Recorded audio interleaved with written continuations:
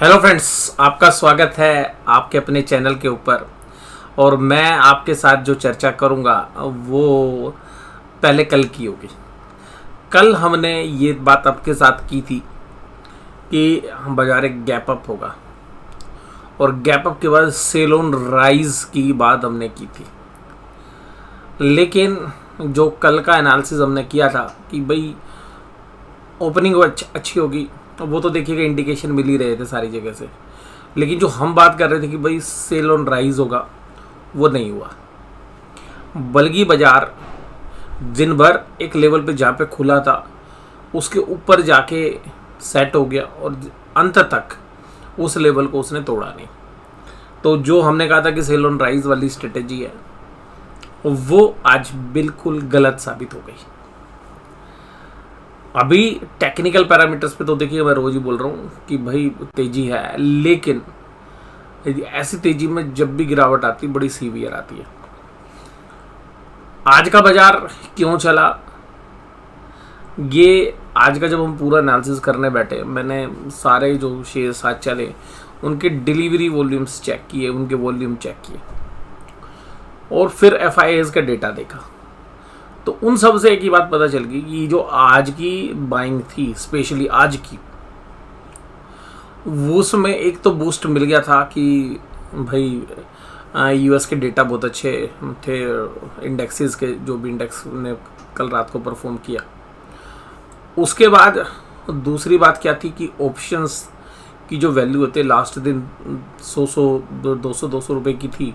अगर एक side gap up हो जाए तो अगर आपने हेज भी कर रखी होगी तो एक साइड बाइंग कर रखी होगी, एक साइड मान लो सेल भी कर रखी होगी, या दोनों साइड बाइंग कर रखी होगी, तो भी आपको अगर एक गैप अप हो जाए तो आपको 300-400 रुपये का, मतलब बैंक निफ्टी में मान लीजिएगा 600 का है तो आपको हेजिंग मिला के भी 400 रुपये का आपको गेन आ रहा है। तो उस 400 रुपये के गेन के सामने आज FIIs ने दब के बाइंग की है।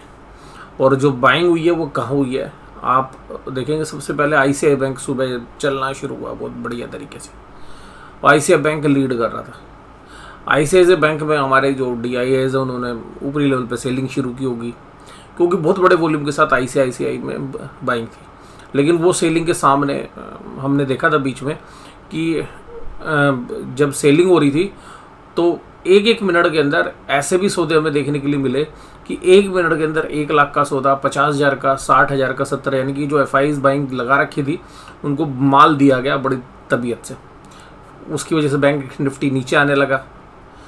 तो हुआ क्या कि भाई अब किसको उठाएं, तो फिर दूसरा जब वो नीचे आने लगा तो HDFC बैंक को उठाया गया। आज ज़्यादातर टाइम वो 1481 पे काम कर रहा था, 1481 पे। फिर उसके बाद देखा कि भाई वो नहीं आ रहा तो उसको ऊपर की तरफ लेके गए और उसको 90 के आसपास तक लेके गए। तो फिर इंडेक्स को मैनेज किया गया, फिर उसमें भी थोड़ी सी सेलिंग हुई। तो फिर जो है लास्ट के अंदर कोटक बैंक को थोड़ा सा, क्योंकि कोटक बैंक में इतना टेक्निकल सेटअप था नहीं बढ़िया, तो कोटक बैंक में वॉल्यूम भी कम होता है। फिर अगर सेलर आ जाएगा तो वहाँ पे वो मैनेज करना थोड़ा मुश्किल हो जाता है। तो फिर एक्सिस बैंक को चलाया गया भाई, अगर एक्सिस और ICICI बैंक के बीच में कोरिलेशन भी रहती है। और सबसे कमज़ोर शेयर लास्ट में चला जो था SBI। तो कुल मिलाकर बहुत ज़बरदस्त तरीके की आज इंडेक्स मैनेजमेंट थी। और बात ये थी कि आज इंडेक्स को ऊपर रखना था। और ICICI बैंक में वॉल्यूम भी जबरदस्त था, HDFC बैंक में भी। और ये मैं पिछले 3-4 दिन से देख रहा हूँ कि भाई इस एक्सपायरी को ऊपर ही काटना था, और जो पिछले 15-20 दिन से। और आज सबसे खास बात क्या रही होगी कि HNI ने भी अच्छा सेल किया है। और इसके अलावा बहुत सारे जो रिटेल के सौदे थे ना, मंदी वाले जो सौदे थे, यानी कि जो लोग मतलब थोड़ा सा ढीठ किस्म के होते हैं और अपनी मंदी काटते नहीं हैं, तो आज की डेट में ऐसा रहा होगा कि जो रिटेलर्स के जो मंदी वाले सौदे थे, या HNI के भी कुछ हद तक जो मंदी वाले सौदे थे, उन्होंने कहा होगा यार ये रोज़ का झमेला हो गया, अपने सौदा काट लो। तो जो लास्ट का मूव था उसमें भी इस तरीके से हमें देखने के लिए मिला होगा। हालांकि अभी इंडिया विक्स जो है बुलिश मोड के अंदर है, लेकिन US के बाज़ारों में जो कल तेजी हुई उसके बाद आज एक फॉलोअप जो है तेजी भी है। लेकिन ऊपरी लेवल से US के बाज़ार थोड़े से अभी क्रैक हो चुके हैं। तो यहाँ पर अब हमें स्पेशली क्या है कि अगर आप बैंक निफ्टी की कैंडल भी देखेंगे तो एक गैप अप के बाद और जो रेजिस्टेंस थे उनके ऊपर जाके बाज़ार ने बंद दिखाया है। लेकिन यहाँ पर एक बात आप ध्यान से समझिएगा मैं अभी आपको ऑप्शंस के सौदे नहीं बता रहा, हालांकि हमारे भी जो हमने आपके साथ बात है कि हमने भी यही एक्सपेक्ट किया था कि सेल ऑन राइज होगा, तो हमने दिन में उसी तरीके से ट्रीट किया।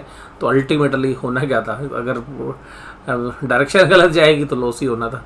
तो सीधी सी बात है कि लॉस ही होना निश्चित था आज तो, क्योंकि हमारा अगर सेटअप के अगेंस्ट में जा रहे थे। लेकिन अभी भी हम इस तरीके से बैठे हुए हैं कि अब हम भी कोई तेज़ी नहीं कर रहे हैं फ़िलहाल। हम अब इस बात का इंतज़ार कर रहे हैं कि अगर कोई डाउनफॉल आता है तो उस डाउनफॉल के अंदर जब हमें कन्फर्मेशन हो जाएगा तो हम उस सेटअप में बैठेंगे। तो अभी वेट एंड वॉच है। अगर बाज़ार अभी तेज़ी कर रहा है तो उसको करने दो, बट तेज़ी में अभी हम हो सकता है तेज़ी के भी सौदे लें तो इस तरीके से लेंगे कि भाई लिया सौदा, स्टॉप लॉस लगाया स्ट्रिक्ट, क्योंकि बाज़ार करेक्ट हुआ तो फिर दिक्कत करेगा। तो अगर तेज़ी भी बनानी है तो एक ही तरीका है, सौदा लिया, नीचे स्टॉप लॉस लगाया, जरूर से जरूर स्टॉप लॉस, और ऊपर उसको ट्रेल करते रहे। और बाजार उल्टा क्रैक होना शुरू हुआ, यानी कि अगर अपना स्टॉप लॉस कट गया तो इसका मतलब फिर साइड में दूसरे साइड की पोजीशन बनेगी। तो ये शायद मुझे लगता है ट्रेडर्स के लिए ज़्यादा इंपॉर्टेंट है। जो लोग पोजिशनल ट्रेडर्स हैं मतलब महीने 2 महीने के लिए पोजीशन ले सकते हैं, वहाँ पर हमें ऐसा लगता है कि शायद फंडामेंटल्स के आगे चला गया बाजार। और अगले 1-1.5 महीने के दौरान, क्योंकि अभी 1-1.5 महीना है, अगर हम सितंबर एंड तक की बात करें तो हमें जो 39,000 की हमारी पुट थी उसका भी स्टॉप लॉस ट्रिगर हो गया, क्योंकि जिस तरीके से आज गैप अप के बाद जो है रुका नहीं। तो वहाँ पर हमने 500 रुपये के आसपास का जो है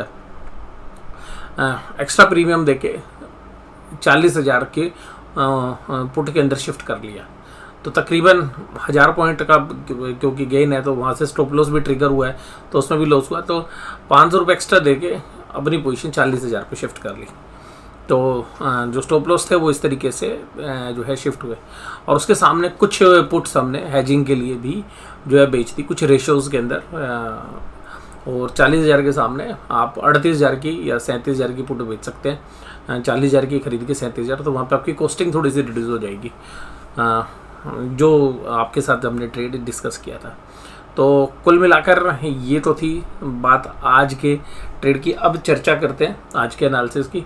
और आज के एनालिसिस में देखेंगे तो निफ्टी ने आज इतना अच्छा नहीं किया जितना बैंक निफ्टी ने किया। और बाजार के बड़े प्लेयर्स को पता था कि भाई आज बैंक निफ्टी को भी चलाना है, निफ्टी को भी चलाना है, बट बैंक निफ्टी में ही चलाना है। तो निफ्टी के लिए बैंक निफ्टी के तो तीनों शेयर्स काम कर ही रहे थे, और साथ में निफ्टी को भी मैनेज करना था। तो निफ्टी के लिए फिर बजाज फाइनेंस और टीसीएस की हेल्प ली गई। तो उन सब की बदौलत जो है बाजार चले। देखिए कि बाजार में भी टेक्निकल सेटअप कहीं पर भी वीकनेस का नहीं है, मैं आपको सीधी सी बात बता रहा हूँ। बट हम इंतज़ार कर सकते हैं कि भाई ये वीकनेस का बनेगा कब, या अगर आपने तेज़ी भी प्ले करनी है तो तेज़ी में मुझे अभी कॉन्फिडेंस नहीं है। देखिएगा जब बाजार यहाँ नीचे था ना, सबसे नीचे, तो आप याद करिए मैं खूब आपके साथ कह रहा था भाई ये तेज़ी का बाजार है। मैं रोज़ आपके साथ बोलता था पुल बैक, आप भूल जाइए क्या खबरें इंटरनेशनली चल रही हैं। और मैं इस समय पर कॉन्ट्रा व्यू था मेरा, आप लोग जानते भी हैं। और तकरीबन यहाँ पर आकर मेरा जो व्यू है वो चेंज हो गया था, क्योंकि मुझे इतनी उम्मीद नहीं थी। और ये जो लेवल था उसके बाद का ये जो रनअप है, तो हालांकि उसके बाद भी 600-700 पॉइंट हो चुके हैं, लेकिन मुझे यहाँ से रिस्क लग रहा है कि भाई बाजार के अंदर, क्योंकि मुझे यहाँ लगता है कि यहाँ पे फेयर वैल्यू थी बाजार की, और उस फेयर वैल्यू के ऊपर अगर बाजार जा रहा है तो यहाँ से जो भी फॉल आएगा वो सीवियर हो सकता है। कल फ्राइडे है और उसके बाद सैटरडे, संडे और मंडे 3 दिन छुट्टी है। आप में तो बहुत सारे लोगों को लगता होगा मंगलवार की भी छुट्टी है। नहीं, मंगलवार की करेंसी मार्केट की और बॉन्ड मार्केट की, जो एनएससी के अंदर बॉन्ड मार्केट है उसकी छुट्टी है, लेकिन जो इक्विटी मार्केट है वो खुलेगी मंगलवार को। ये एक अपडेट भी मैं आपको देता हूँ। तो यहाँ पर अभी हम वेट एंड वॉच की स्थिति में, और अभी भी हमें ये लगता है कि बाजार के अंदर या इकोनॉमी के अंदर जो हालत है वो इतनी सुपीरियर नहीं हुई है जितना कि बाजार चल रहा है। लेकिन एफआईआईज की बाइंग और एफआईआईज के सौदे लगे हुए थे भाई आज ऊपर, तो उनको तो बाजार ऊपर लेके आना था। और अगर वो सौदे दिन में काटते तो उनको कुछ ज़्यादा कुछ बनना नहीं था, क्योंकि पिछले हफ्ते में एकदम स्लाइड आया था तो सारी दुनिया आज पुट खरीद के बैठी थी कि दिन में जो है एक डिप आएगी, जैसे मैं भी एंटिसिपेट कर रहा था। तो बट वो हुआ नहीं, और वही जो है सबसे बड़ा ट्रिगर पॉइंट था। तो आज Bajaj finance, HDFC bank, ICICI bank और जो है हमारा TCS, ये मेन किरदार थे। और ये किरदार को आप देख के अगर स्क्रीन पे भी देखते हैं आपको समझ में आया था भाई सारे हैवी वेट उठा रखे हैं। यानी कि इन मतलब जो टॉप 10 के अंदर जो टॉप 8 शेयर्स हैं वो तेजी कर रहे थे। ITC, HUL, Tata consumer, Apollo और SBI लाइफ कमज़ोर थे। और एक चीज़ और भी आपको समझ में आएगी कि ये सारा प्री प्लान्ड इसलिए था। देखिएगा एडवांसेस 1031 लास्ट में, सुबह देखो सुबह कहाँ थे और एडवांस घटते घटते नीचे आ गए। यानी कि ब्रॉडर मार्केट में इतना दम नहीं था और घटने वाले बढ़ते रहे। यानी कि जबकि बाजार बढ़ रहा था या बाजार स्टेबल था, तो ये बताता है कि भाई वास्तव में ऊपरी लेवल पर प्रॉफिट बुकिंग आएगी और इंडेक्स को अभी मैनेज किया जा रहा है। एक्सिस बैंक ये देखिएगा 2.69, ICICI बैंक ने तो आज अपना लाइफ टाइम हाई लगाया है। और ये देखिएगा ICICI बैंक 1.29, वॉल्यूम देखिएगा 22.79, नॉर्मल वॉल्यूम से डबल वॉल्यूम थे। और डबल वॉल्यूम क्यों किए हुए थे भाई? डबल वॉल्यूम इसलिए किए हुए थे कि भाई बाजार के अंदर शॉर्ट्स वालों के सौदे ख़त्म करने थे और शॉर्ट्स वालों के मोस्टली सौदे अभी ख़त्म हो गए होंगे, जो रिटेलर्स हैं जो इनके सामने खड़े थे। HDFC बैंक में भी 1.5 गुना वॉल्यूम था और इनकी डिलीवरी परसेंटेज भी देखोगे ना तो भी वो कंफर्टेबल है, क्योंकि डिलीवरी नहीं लेते तो फिर बाजार टूट जाता लास्ट में, तो इसलिए जो है डिलीवरी लेके गए। अब इसके सामने इनको कुछ, चलिए मान लीजिएगा कि इन्होंने अपनी पोजीशन हेज भी की होगी तो थोड़ी बहुत कॉस्टिंग लगी होगी इनकी। और अब अगर ये सेल करने आएंगे, हो सकता है कि यहाँ पे इन्होंने फ्यूचर सेल किए हों इन्हीं पोजीशन के सामने, हालांकि उसकी कॉस्टिंग लगती है क्योंकि डिलीवरी लेके फिर उसको बेचने में जो है कॉस्टिंग जो है काफ़ी ज़्यादा लगती है। तो बट ये यहाँ पर देखने वाली बात थी। उसके बाद कोटक महिंद्रा बैंक में भी कोशिश की, लेकिन कोटक महिंद्रा बैंक में नॉर्मल वॉल्यूम था। बट आज ये पता था कि बाज़ार जो है दिन के अंदर जो है हमें 12 साढ़े 12 बजे तक तो उम्मीद थी कि जो है नीचे डिप देगा, लेकिन जब 1 बजा तो हमें कंफर्म हो गया कि अब बाज़ार डिप नहीं देने वाला है। और नीचे से जो है पुट की जो राइटिंग है, जब ऑप्शन चेन देखते थे तो पुट जबरदस्त तरीके से राइट होने लग रही थी। और Tata consumer product, Apollo hospital, ITC, Hindalco, ये सब आपके साथ कमजोरी के सौदे थे। निफ्टी बैंक 38879, इसने ही आउट परफॉर्म किया निफ्टी बैंक ने। और ये गैप अप भी देखिएगा क्या जबरदस्त वाला है और ये दोनों कैंडल्स के ऊपर चला गया, तो बाजार अभी इस गैप को फिल करेगा। ज़रूरी नहीं आजकल में करे, थोड़े समय बाद भी कर सकता है, बट ये जिस तरीके से ये जो वाला गैप है और गैप में हो सकता है कि मुझे इतना जो है कॉन्फिडेंस नहीं है कि भाई ज़रूर से ज़रूर आए यहीं पे, बट इस गैप को फिल करने ज़रूर आना चाहिए। यानी कि जो 38,400 के आसपास एक बार बाजार अगर आगे भी चलता है तो एक बार 38,400 के आसपास आता हुआ हमें नज़र आ रहा है कि वो अब कब आएगा, उसकी संभावना भी हमें लग रही है कि जो तेज़ी है इसके ऊपर एक विराम जो है वो थोड़े समय के अंदर कंसोलिडेशन के बाद लगेगा या एकदम शार्प आएगा, ये देखेंगे हम। तो बाज़ार के अंदर ये तो बात पक्की है कि बाज़ार में कोई, जब बाज़ार यहाँ पे था और जब बाज़ार यहाँ पे है, कोई ऐसा बेसिक फंडामेंटल चेंज नहीं हुआ है। बस बात ये है कि यहाँ पर मीडिया के अंदर आपके सामने ये बात होती थी भाई डूब गया संसार, डूब गया, ग्रोथ गई, रिसेशन आ गया, और जब बाजार ऊपर होता है तो सारी चीज़ें खत्म हो जाती हैं। पर हकीकत यही है कि बड़े प्लेयर्स बाजार को ऐसे लेके गए हैं और देखिएगा ये अपने सौदे बनाएंगे यहाँ पर और ये बाजार को फिर ऐसे भी लेके आएंगे, लेकिन ये समय लगाते हैं और इतना जो समय है वो हमारे रिटेल इन्वेस्टर के पास होता नहीं, वो पेशेंस छोड़ देते हैं। जब यहाँ पे था तो पेशेंस ये नहीं था कि शेयर्स रख लें, अब यहाँ है, यहाँ पे ये पेशेंस नहीं कि अब माल बेच दो, क्योंकि ये लगेगा कि माल बेच दिया तो यार निकल जाएगा, ज़िंदगी में कभी मिलेगा ही नहीं है। तो ये जो विचार हैं जो एक रिटेल इन्वेस्टर्स के मन में रहते हैं, लेकिन जो इंस्टीट्यूशन वो सब इस बात को समझते हैं, उनको पता है यहाँ पे जो है रिटेल इन्वेस्टर क्या सोच रहा होगा, उनको पता है कि यहाँ सोच रहा होगा कि भाई ख़त्म हो गया, वो पहले यहाँ से गिराना शुरू करते हैं। यहाँ से जब बाजार गिरता है तो रिटेलर खरीदता है, यहाँ से और गिरता है और ख़रीदता है, और जब वो यहाँ से नीचे आता है ना तो रिटेलर का कॉन्फिडेंस, इसी तरीके से जब बाजार ऊपर जाता है तो रिटेलर को लगता है अभी आ जाएगा नीचे, फिर थोड़ा और ऊपर जाता है उसको लगता है अभी और आ जाएगा नीचे, उसका थोड़ा सा और ऊपर जाते, जैसे हमें भी लगा था यहाँ पे कि भाई ये जो है 37,500 के आसपास जो है बाजार आ जाएगा वापस, हमें भी लगा था, लेकिन ये उस सेंटीमेंट को और ज़्यादा स्ट्रॉन्ग करते हैं और आगे जा लेके जाते हैं। ये यानी कि पूरी साइकोलॉजी। और अब देखिएगा सब लोगों का ये मन हो जाएगा कि भाई अब तेज़ी होने वाली है, अब सब लोग तेज़ी करेंगे, और यही लोग दोबारा से इस तेजी में ही मंदी कर देते। जब मैं बोलता भी हूँ आपको सर मंदी में तेजी और तेजी में मंदी, यही बाजार में पिछले 1-1.5 साल से हम देख रहे हैं। जब आप बहुत ज़्यादा तेजी सोचोगे बाजार एकदम मंदी कर देगा, जब आप सोचोगे बाजार में बहुत मंदी होने वाली है, बाजार थोड़े दिन बाद 5-7-10 दिन टाइम बिता के फिर एकदम तेजी कर देता है। HDFC bank 148 points, SBI, ICI, axis bank, Kotak bank सब तेजी में थे, बंधन बैंक और स्मॉल फाइनेंस बैंक माइनस में थे। और इसके बाद आज FIs का डेटा देखिए, 2298 करोड़ की बाइंग कैश में। अभी देखिएगा पिछले 5 दिन की में भी नहीं है बाइंग, आज इंडेक्स को ऊपर लेके जाता, गैप अप करके ओपनिंग हुई, यानी कि उस पर भी खरीदा है।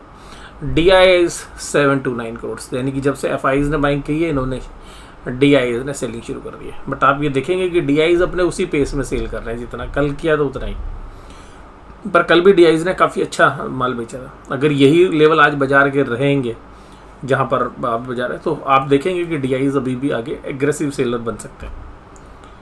इंडेक्स के अंदर भी इन्होंने बाइंग की और यहाँ पे अभी भी इन्होंने ऑप्शंस खरीदी है। अब ये जो ऑप्शन खरीदने का डेटा है ना, वो आप थोड़ा अलग तरीके से देखते हैं। अलग तरीके से कैसे देखते हैं मैं बताता हूँ। ये ऑप्शंस के अंदर ना 2 चीज़ें होंगी, इन्होंने कुछ कॉल्स भी बेची होंगी, कुछ पुट्स भी बेची होंगी। तो ये हो सकता है कि इनकी जो कॉल्स के पैसे बहुत ज़्यादा बन गए थे वो इन्होंने बेच दिए और बाद में उसी पैसे से हो सकता है पुट भी खरीद लियो, या हो सकता है उसी पैसे से अगले हफ्ते की कॉल भी खरीद लियो। तो ये कल जो है बड़ा क्रूशियल है।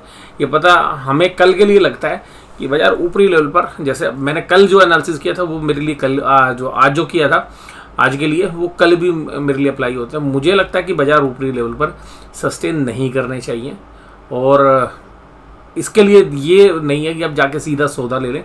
पहले बाजार को देखें कि जब वो सस्टेन करने से मना कर दे तब कोई सौदा लेना चाहिए। ये नहीं है कि भाई बाजार खुला सुबह और सुबह खुलते के साथ सौदा ले लिया।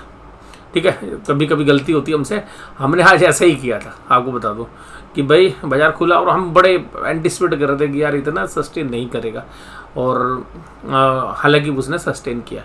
तो यही ट्रेडिंग के अंदर होता है कि भाई हमसे गलती होती है, हम उस गलती को मानते भी हैं और उस गलती से सीखते भी हैं। और हालांकि मैं ये गलती जो है मना करता हूँ हमेशा कि भाई सुबह इतना एग्रेसिव नहीं होना चाहिए। हालांकि मैंने फिर भी 15 मिनट का इंतज़ार किया था कि, लेकिन फिर भी वो 15 मिनट के बाद भी जो है वो मतलब डाउन साइड तो आ नहीं रही थी, लेकिन फिर भी हमें एक प्री एजम्पशन थी हमारी कि भाई आ जाएगा, और वही जो है एक रीज़न रहता है कभी कभी।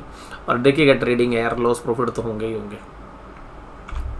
और उसके बाद FIs का स्टॉक फ्यूचर्स में भी बाइंग है और स्टॉक ऑप्शंस में जो है सेल कर रहे हैं। तो जनरली बाइंग करके क्या सेल करेंगे, पुट तो सेल करेंगे नहीं शेयर खरीद के, तो अल्टीमेटली कॉल भी बेची होगी। और पुट कॉल रेशियोस अभी देखिएगा 18 तारीख वाली जो ऑप्शंस हैं उसमें कुछ ज़्यादा है नहीं, लेकिन फिर भी पुट राइटर बहुत एग्रेसिव है, क्योंकि पुट राइटर ने बहुत अच्छे पैसे जो है इस हफ्ते में बनाए हैं। जहाँ पुट बेची भाई सब जीरो हो गई। इस हफ्ते कहीं पुट बेच लो आप, सब जीरो हो गई। इन द मनी बेच लो, एट द मनी बेच लो, सब जो है वो जीरो है, और आउट ऑफ द मनी तो हो ही गई जीरो। हालांकि मैंने भी बेच के गए थे कलम, लेकिन उनसे इतनी रिकवरी नहीं हुई जितनी की गैप डाउन की वजह से लॉस हुआ। तो ये सिंपल सी बात है। फिर ऊपर भी हमने सेम पोजीशंस ली। तो हालांकि जो पुट बेच के गए थे उनमें तो गेन था। और डाउ जोन्स का इंडस्ट्रियल एवरेज 33473। उसके बाद ब्रेंट क्रूड जो है दोबारा से एक बार तेज़ी दिखाता हुआ नज़र आ रहा है। अगर ये $100 के ऊपर जाता है तो फिर फंडामेंटल्स थोड़े से स्लाइटली वीकर साइड में जा सकते हैं। और ऑप्शन चेन की बात करें तो 17,700 देखिएगा, 59,000 की कॉल रेटिंग है, 50,000 की पुट रेटिंग है, यानी कि कॉल राइटर अभी भी डटे हुए हैं। मतलब इतनी बड़ी तेज़ी के बावजूद भी कॉल राइटर एग्रेसिव है। 73,000 कॉन्टैक्ट है, जबकि यहाँ 51,000 है। और पुट साइड में अगर हम देखें तो 17,600 में 29,000 है, और नए कॉन्टैक्ट हुए तो टोटल 35 है। और वहीं 17,800 पे जाओगे तो 56,000 है कॉल राइटर्स। तो इसका मतलब है कि अभी भी बैंक निफ्टी के अंदर मंदी करने वाले या रोकने वाले अभी भी एग्रेसिव दिख रहे हैं। तो यहाँ से हमें थोड़ा सा कॉन्फिडेंस भी आता है कि भाई यहाँ सेल ऑन राइज हो सकता है। इसी तरीके से अगर 39,000 की कॉल में देखेंगे तो 41,000 कॉन्टैक्ट हुए, 55,000 पुट साइड में देखें तो 32,000 कॉन्टैक्ट हुआ है, 38,800 पर 32,000 कॉन्टैक्ट है। तो यहाँ पर भी देखिए अभी ऐसा कोई सौदे नहीं बने हैं कि बहुत तेज़ी है मंदी, बट ये कह सकते हैं कि मंदी करने वाले 51% पे, तेज़ी करने वाले 49% पे ऑप्शन चेन के हिसाब से। और वैसे जो आज तेज़ी हुई है उसका तो ये ऑप्शन चेन है ही नहीं, और वो तो क्योंकि जो वैल्यूज़ हैं वो डिटरमाइन हो जाती हैं। और यहाँ पर भी अगर हम देखें तो निफ्टी के अंदर 52% मंदी करने वाले और 48% तेज़ी करने वाले हैं। लेकिन बाजार जिस तरीके से क्लोज हुआ तो बहुत ही स्ट्रॉन्ग क्लोज हुआ है, लेकिन उन सब के बावजूद भी हमें लगता है कि ये सब आज के लिए स्पेशली मैनेज हुआ था।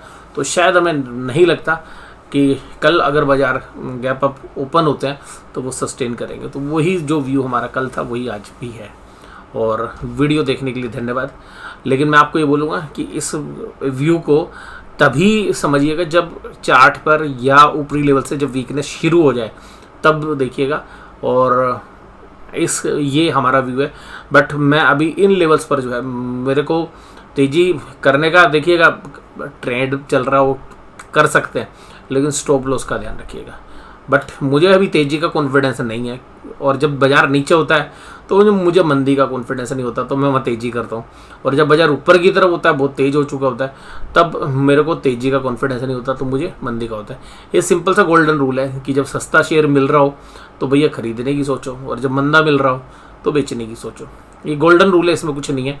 और याद करिए, मैं आपके साथ HDFC बैंक की मैंने वीडियो भी डाली थी, आपके साथ शेयर की थी, और मैंने कहा था बहुत बढ़िया मौका, वहाँ से 200 रुपये चल चुका है और 1 महीने का समय भी पूरा नहीं हुआ है। 1 महीने का समय पूरा नहीं हुआ है, HDFC बैंक पूरा 200 रुपये चल चुका है। परसेंटेज टर्म्स में देखेंगे तो 16% के आसपास की रिटर्न उस शेयर्स में आई है। हालांकि वो इंडेक्स के साथ आई है, इसमें ऐसा कुछ अलग नहीं है, बट हमारा कॉन्फिडेंस था कि भाई बाजार यहाँ से रिकवर करेगा, वो हुआ भी। अब देखिएगा इन लेवल पर मेरा कॉन्फिडेंस खरीदने का नहीं है, और देखिएगा सब लोगों के अपने व्यू होते हैं, और मैं अपना व्यू जो आपके साथ दे रहा हूँ, इवन जो है पोर्टफोलियो के लिए भी। हालांकि स्टॉक्स हैं हमारे जो हम मिड कैप के अंदर जो स्टॉक्स हैं जिन पे हम काम करते हैं, उनमें से देखिएगा अभी भी हम बाइंग करते ही हैं, और कल परसों भी हमने की थी, मैंने जैसे आपके साथ चर्चा की थी, उसमें एक अलग व्यू होता है। देखिएगा इन्वेस्टमेंट में जो शेयर सस्ता मिल रहा है उसको खरीदना है, ट्रेडिंग में तो ट्रेंड भी देखना है, और फिर भी ये देखना है कि बाजार ओवर वैल्यूड हो जाए, यानी कि ओवर बोट हो जाए या ओवर सोल्ड हो जाए, उसको भी कंसिडर करना होता है। तो वीडियो देखने के लिए धन्यवाद। Thank you very much.